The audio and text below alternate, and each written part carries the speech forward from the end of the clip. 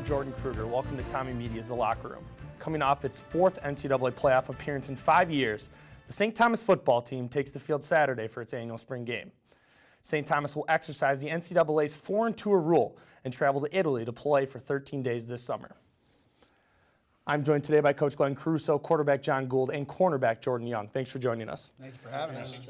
Coach, as I mentioned, you guys are going to be traveling to Italy this summer. Why Italy? What does this allow your team to do? Well, the foreign tour is something we've taken advantage of each of the last 3 years. The NCAA allows us to do it every 3 years, which in essence gives every class an opportunity to do it one time. And how can you not enjoy the idea of going to Italy? We will be there for 13 days. We won't be playing football all 13 of those days, but I think it's an unbelievable opportunity. I mean, with our roots as a Catholic institution and that really being the cradle of Catholicism, and many people would consider religion, it's going to be a great education in many ways, and we'll have an opportunity to see almost every major city there. So we'll be hitting about 7 different major cities. Very cool. So does that consist of like practices and games while you guys are there? It does. So we'll do, and also some goodwill and ambassadorship. So we'll do some volunteer work. We'll also do a couple of clinics over there. They're really thirsting for American football knowledge. We will have a couple practices and then obviously the game at the end versus the Torino Jaguars. But we'll have a few different spots throughout the trip where we will practice and also do youth clinics and clinic the coaches over there as well. Very cool. John, the offense finished top of the MIAC in total yards per game. What's something you guys have been focusing on, working on, and improving this offseason? Just everybody really knowing their assignments and playing well together, trusting each other. And those extra spring practices have really helped everybody mesh together more. So really building that trust is a big part for our offense to improve in the future.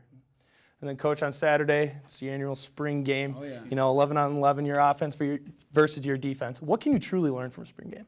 Well, when you go spring practices, there's only so much actual live hitting you're going to do. Certainly you're going to hit, but you might not tackle or cut or do some of those things.